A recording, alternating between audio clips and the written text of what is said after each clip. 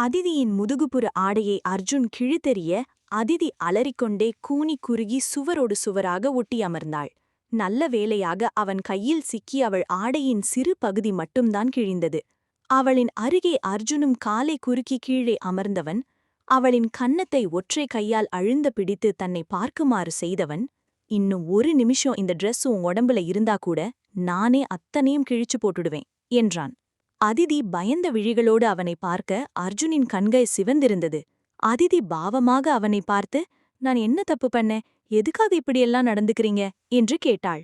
அவனும் நக்கலாக, தெரியலையே, நீதான் கண்டுபிடிச்சு சொல்லேன் பார்க்கலாம் என்றான். அதிதியின் கண்களிலிருந்து வழிந்த கண்ணீர் அவனின் கையில் வந்து சேர்ந்தது. அர்ஜுன் கொஞ்சம் கூட மனமிறங்காதவன் அவளை பார்த்து, ட்ரெஸ்ஸ நீயே சேஞ்ச் பண்றியா இல்ல நான் பண்ணிவிடட்டுமா, எதுவா இருந்தாலும் எனக்கு ஓகேதான் என்று கேட்டான். அதிதி பதறியபடி, நானே பண்ணிக்கிறேன், ஆனா நீங்க என்ன பார்க்காதீங்க என்றாள். அர்ஜுன் உதட்டை வளைத்து அவளை பார்த்தவன், உன்னை பார்க்க கூடாதா, ஒரு நாள் ஏன் முன்னாடி உன்னை ஒட்டு துணி கூட இல்லாம நிக்க வைக்கிறேண்டி என்று சொல்லி பிடித்திருந்த அவளின் கன்னத்தை உதறுவது போல அழுத்தமாக விட்டவன் எழுந்து திரும்பி நின்று கொண்டான். அதிதி வேகமாக எழுந்து மின்னல் வேகத்தில் தனது சுடிதாரை எடுத்து மாற்றிக்கொண்டாள். அதிதி தனது சுடிதாரை போட்டுக்கொண்டு நிற்க அவளை இழுத்து தன் தோளோடு அணைத்து கொண்ட அர்ஜுன் வெளியே வந்தான். அவர்கள் வெளியே வரும்போதுதான் பிரவேந்திரனும் பார்த்தான். பிரவேந்திரன் வேகமாக அர்ஜுன் முன்னாடி வந்து நின்று, அர்ஜுன், அதிதி மேலிருந்து கையெடு என்றான். அத சொல்றதுக்கு நீ யாருடா என்று அர்ஜுனும் கர்ஜனையாக கேட்க, நான் அவளை கல்யாணம் பண்ணிக்க போறவன் என்றான் பிரவேந்திரன். ஏற்கனவே பிரவேந்திரனின் மீது கொலவெறியிலிருந்து அர்ஜுனுக்கு இவன் சொல்லிய வார்த்தை அவனின் கோபத்தை அதிகப்படுத்திவிட, அர்ஜுன் எதிரிலிருந்த பிரவேந்திரனை எட்டி உதைத்தான். பிரவேந்திரன் தள்ளி போய் கீழே விழ அந்த இடம் பதற்றமானது. அனைவரும் இவர்களை சுற்றி நின்று வேடிக்கை பார்க்க பிரவேந்திரனுக்கு பெரும் அவமானமாக இருந்தது. அதிதி அர்ஜுனின் கைவளைவுக்குள் இருந்தபடியே வாய் மீது கை வைத்து அதிர்ச்சியுடன் பார்த்தாள். அவளின் தோளை நசுக்கியபடி, இவனதான் நீ லவ் பண்றியா என்று கேட்டான். அதிதி அதே அதிர்ச்சியுடன் அர்ஜுனை பார்க்க பிரவேந்திரனை பார்த்த அர்ஜுன், இனிமே இவ பின்னாடி நீ வரக்கூடாது, அப்படி வந்தா அடுத்த முறை நான் இந்த அளவுக்கு பொறுமையா இருக்க மாட்டேன் என்றான். பிரவேந்திரன் கோபமாக எழுந்து அடிக்க வர அவனை பாரியும் டிடெக்டிவும் சேர்ந்து பலமாக பிடித்து கொண்டனர். அர்ஜுன் அதிதியை அங்கிருந்து அழைத்து செல்ல பிரவீந்திரனுக்கும் பாரிக்கும் சண்டை முற்றியது. இறுதியில் பிரவீந்திரன் பாரியை, அந்த அர்ஜுனுக்கு நான் யாருன்னு காட்டுறேண்டா, அவன் இங்கதான் வர முடியும், காலேஜுக்குள்ள வர முடியாது, அங்க வச்சு அதிதி கிட்ட பேசிக்கிறேன் என்றான்.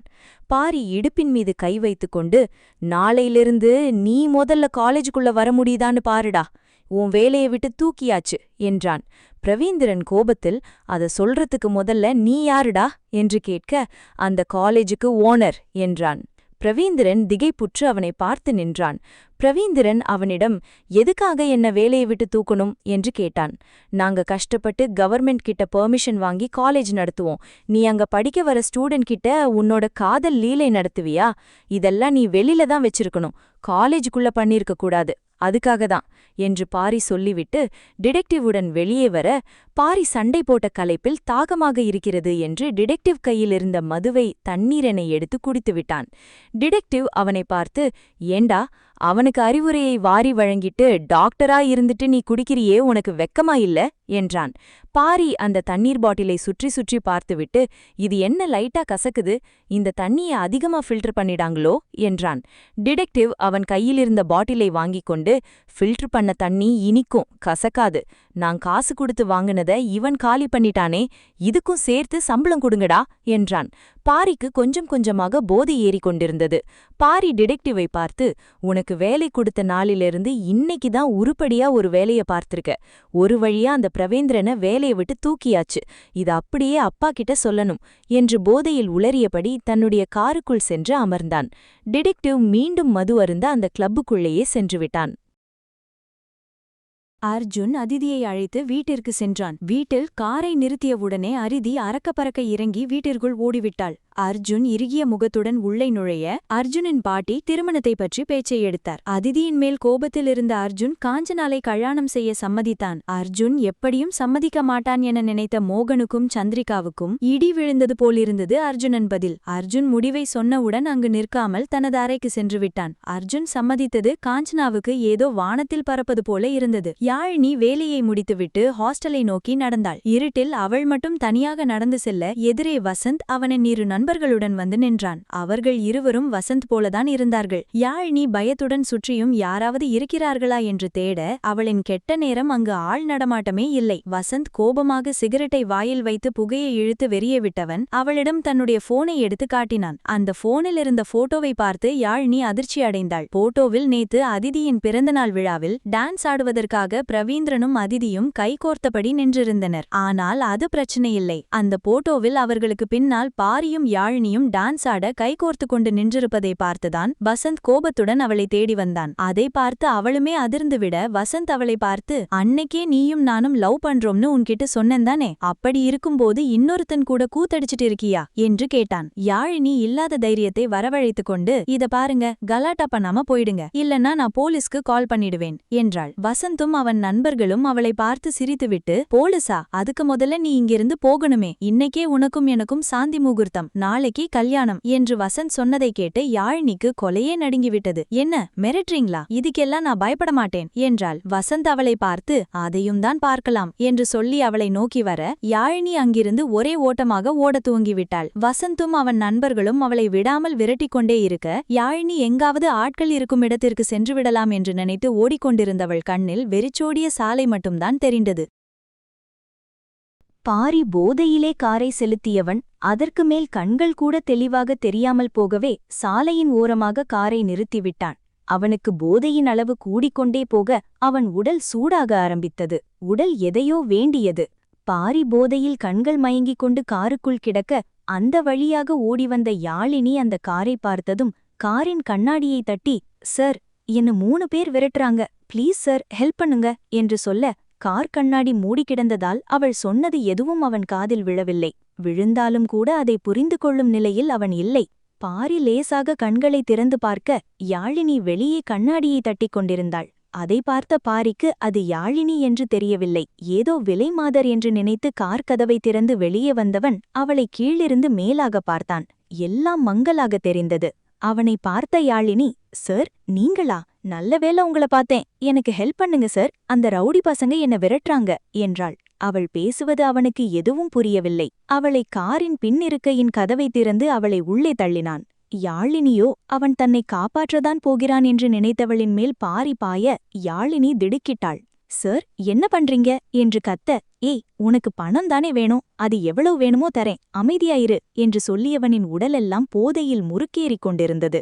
யாழினி அவனை பார்த்து, ஐயோ சார், நீங்க நினைக்கிற மாதிரி பொண்ணு நான் இல்ல, என்ன விட்டுடுங்க சார் என்று சொன்னாள். பாரி அவள் மீது கை வைக்க பார்க்க அவனை தள்ளிவிட்டவள் கார் கதவை திறந்து ஓடிவிடலாம் என்று நினைத்து கதவை திறக்க முயற்சி செய்ய, ஆனால் காரின் கதவு லாக் செய்யப்பட்டிருந்தது. அதோடு மட்டுமில்லாமல் அந்நேரம் வசந்தும் அவன் நண்பர்களும் அவளை தேடிக்கொண்டு அந்த வழியாக வர யாழினி அவர்களை பார்த்து சத்தமே வராமல் வாயை தன் கையைக் கொண்டு பொத்திக் கொண்டாள். காருக்குள் பாரியும் வெளியில் வசந்தும் இருக்க செய்வதறியாது திகைத்து போனாள் பேதை. போதையின் வீரியத்தில் இருந்த பாரி அவளை இழுத்து இருக்கையில் படுக்க வைத்தவன் அவள் மீது படர்ந்து கொண்டு அவளை நகரவிடாமல் அழுத்திக் கொண்டான். யாழினி அவனிடமிருந்து தன்னை காப்பாற்றிக் கொள்ள முழு முயற்சியில் திமிரிக் கொண்டு இருக்க அவளை அசையக்கூட விடாமல் இரும்பு பிடியாக பிடித்திருந்தான். யாழினி முடியாமல் கத்த வாயெடுத்தவளின் குரல் பாரியின் இதழுக்குப்பான் சேர்ந்தது. அவள் இதழுடன் இதழ் பதித்து அவளுடனான உறவை நிர்ணயித்தான். பாரி அவளிடத்தில் தன்னை தொலைக்க யாழினி வலியில் துடித்துக் கொண்டிருந்தாள். வசந்திடமிருந்து தன் கற்பை காப்பாற்றிக் கொள்ள ஓடிவந்தவள் அதை பாரியிடம் தொலைத்து விடுவாள் என்று சற்றும் எதிர்பார்க்கவில்லை. பாரியும் யாழினியும் ஒன்றாக இணைந்து பிணைந்து கிடந்தனர். முதல் முறை பெண் சுகம் கண்டவன் அவளை விடாமல் தன் உடல் ஆசையை தீர்த்து கொண்டான். காலையில் அவனது கார் அதே இடத்தில் சாலையோரம் நின்று கொண்டிருக்க யாழினியின் கற்பை சூறையாடிய பாரியோ அயர்ந்து உறங்கிக் கொண்டிருந்தான். அவன் தூக்கம் களைந்து கண்விழித்து பார்க்க அந்த சாலையில் இப்பொழுதும் பெரிதாக ஆள் நடமாட்டமில்லை. பாரி கண்களை தேய்த்தபடியே திரும்ப அருகில் யாழினி கிழிந்த உடையில் மயக்கத்தில் கிடந்தாள். அவளை பார்த்து பதறியவன், இவள் எப்படி இங்கே வந்திருப்பா, ஏன் இப்படி இருக்கிறா, நைட்டு என்ன நடந்திருக்கும் என்று பல யோசனைகள் அவன் மூளைக்குள் ஓட, இரவு அவனுக்கு போதையில் நடந்தது எதுவுமே அவனுக்கு நினைவில்லை. காருக்குள் இருந்த தண்ணீர் பாட்டிலை எடுத்து அவள் முகத்தில் தெளித்தான். யாழினி மெதுவாக கண்களைத் திறந்தாள். அவள் அசைவது கூட கடினமாக இருந்தது. இரவு அவன் செய்த வேலை அப்படி. யாழினி பாரியைக் கண்டு பயந்து கொண்டே காரின் கதவோரம் ஒன்றியவள், "ப்ளீஸ், என்னை எதுவும் பண்ணிடாதீங்க, நான் போகணும், என்னை விட்டுடுங்க" என்றாள். அவள் கத்தியதில் சிறிது ஜெர்க்கான பாரி, "அட, இப்போ யாருங்க உங்கள பிடிச்சு வச்சிருக்கிறா? மயக்கமா இருக்கிறீங்களேன்னு தண்ணி குடுத்தது தப்பா?" என்று கேட்டான். யாழினி அழுது கொண்டே, "என்னை விட்டுடுங்க, நான் போகணும்" என தேம்பிக் கொண்டே சொன்னாள். "சரி போ, ஆனா நான் நேற்று நைட்டு உன்கிட்ட ஏதாவது மோசமா நடந்துகிட்டேனா?" என்று பாரி கேட்க, யாழினியின் அழுகையும் அவளின் கிழிந்த உடையுமே சொன்னது ஆம் என்று. யாழினியின் முகம் பார்க்க முடியாமல் தலைகுனிந்தவன், "சாரி யாழினி, நான் வேணும்னு எதையும் பண்ணல. இந்த தப்பு முழுக்க முழுக்க ஏன் மேல மட்டும்தான். நீ என்ன தண்டனை கொடுத்தாலும் அதை நான் ஏத்துக்கிறேன்" என்றான். யாழினி அழுகையில் விம்பிக்கொண்டே, "ஏழைங்க நாங்க, என்ன சார் உங்கள பண்ண முடியும்? என் தலையெழுத்து இப்படி இருக்கு. இதுல நான் உங்கள குறை சொல்லி மட்டும் என்ன நடந்துட போகுது? என்னை இப்படியே விட்டுடுங்க" என்றாள்.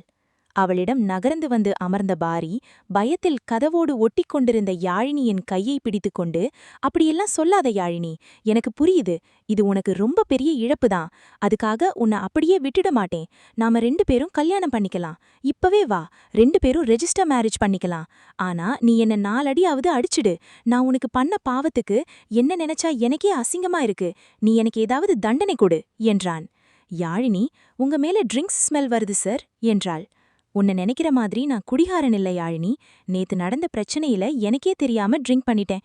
இனிமே சத்தியமா அதை தொடக்கூட மாட்டேன். என்ன நம்பு" என்று பாரி அவளிடம் கெஞ்சிக் கொண்டிருந்தான். "சார், நாங்க உங்க காலில கூட விழுகிறேன். என்ன விடுங்க சார், நான் போறேன்" என்று யாழினியும் கெஞ்சினாள். பாரி கார் கதவை அன்லாக் செய்ய, காரின் கதவு திறந்தது. யாழினி ஓடுவதற்கு வெளியே பாய, அவளின் கையை பிடித்த பாரி, "யாழினி, நான் சொன்னதுதான். நாம 2 பேரும் சீக்கிரமே கல்யாணம் பண்ணிக்கலாம். நீ யோசிச்சு சொல்லு, நான் உன் பதிலுக்காக வெயிட் பண்ணிட்டு இருப்பேன்" என்று சொல்லி அவளின் கையை விடுவித்தான். யாழினி விட்டா போதும் என்று அங்கிருந்து ஓடிவிட்டாள். இரவெல்லாம் தூங்காத அர்ஜுன் அதிதியை பார்ப்பதற்காக அறைக்கு வெளியே சுற்றிக் கொண்டிருந்தான். அப்போது அதிதி தூங்கி எழுந்து அறையை விட்டு வெளியே வர, அர்ஜுன் அங்கு நிற்பதை பார்த்து தடுமாறிக் கொண்டே கீழே இறங்கப் போக, அவளிடம், "அதிதி, எனக்கு ஒரு காஃபி எடுத்துட்டு வா" என்று அர்ஜுன் சொல்லி அவனுடைய அறைக்கு சென்று விட்டான். அதிதியும் காஃபி போட்டு எடுத்துட்டு போக தயங்கிக் கொண்டே நின்றாள். இன்னும் வேலையாட்கள் யாரும் வரவில்லை. வீட்டிலுள்ளவர்களும் இன்னும் உறங்கிக் கொண்டுதான் இருந்தார்கள். அதிதி பயந்து கொண்டே காஃபியை அவனது அறை வரை எடுத்து வந்து விட்டாள். அர்ஜுன் அறைக்குள், "இன்னிக்கு அவகிட்ட எப்படியாவது பேசியே ஆகணும். இனிமே பிரவீந்திரன் பக்கம் அவ போகவே கூடாது" என்று நினைத்துக் கொண்டு இருந்தான். அதிதி காஃபியுடன் வெளியே நின்று திறந்திருக்கும் கதவை மெலிதாக தட்டினாள். அர்ஜுன் அவளை பார்த்துவிட்டு, "உள்ள வா" என்றான். அதிதி யோசனையுடனே, "இவன் யாரையுமே உள்ள விடமாட்டான், நம்மள மட்டும் தாராளமா அலோ பண்றான். எப்படி?" என்று யோசித்துக் கொண்டு அவன் அருகில் சென்று காஃபியை நீட்டினாள். காஃபியை வாங்கி ஓரம் வைத்தவன் அவளை பார்க்க அவள் வெளியே செல்ல திரும்பினாள். அவளை இழுத்து சுவரோடு தள்ளி தனது 2 கைகளையும் அவளின் 2 பக்கமும் சுவரில் அழுத்திப் பிடித்து அவளுக்கு அணை கட்டினான்.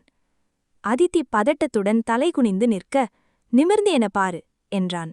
அதிதியும் தயக்கத்துடன் அவனை பார்க்க, அர்ஜுன் கீழே குனிந்து ஒரு பெரும் மூச்சை இழுத்துவிட்டு அவளை பார்த்து, "உனக்கு ஏன் அதிதி பிரவேந்திரனை பிடிச்சிருக்கு?" என்று கேட்டான். "அவர் ரொம்ப நல்லவரு" என்று தயங்கிய குரலில் சொன்னாள். "அப்போ நான் யாரு? அயோக்கியனா?" என்று கேட்டான். அதிதி வேகமாக இல்லை என்று தலையாட்டினாள். "அவனை நீ காதலிக்க காரணம் என்ன?" என்று கேட்டான். அதிதி யோசித்துவிட்டு, "அவர் என் மேல உண்மையான லவ் காட்டுறாரு. அது மட்டும் இல்ல, அன்னைக்கு என்ன காப்பாத்தினவரதான் கல்யாணம் பண்ணிக்கணும்னு நானும் ஆசைப்படுறேன்" என்று சொல்லவே, "அவன்தான் உன்னை அன்னைக்கு காப்பாத்தினான்னு உனக்கு எப்படி தெரியும்? நீ பாத்தியா?" என்று அர்ஜுன் கேட்டான். "இல்ல, நான் பார்க்கல. ஆனா அவரு சொன்னாரு. அவரை தவிர வேற யார் எனக்கு உதவி செய்ய போறாங்க" என்றாள். அர்ஜுன் அவளை பார்த்து, "அது யாரா வேணாலும் இருக்கலாம் அதிதி. கண்ணு முன்னாடி இருக்கிறவங்கள விட்டு நீ உன் முதுகுக்கு பின்னாடி தேடிக்கிட்டு இருக்க" என்றான். அதிதி புரியாமல் அர்ஜுனையே பார்த்து நின்றாள்.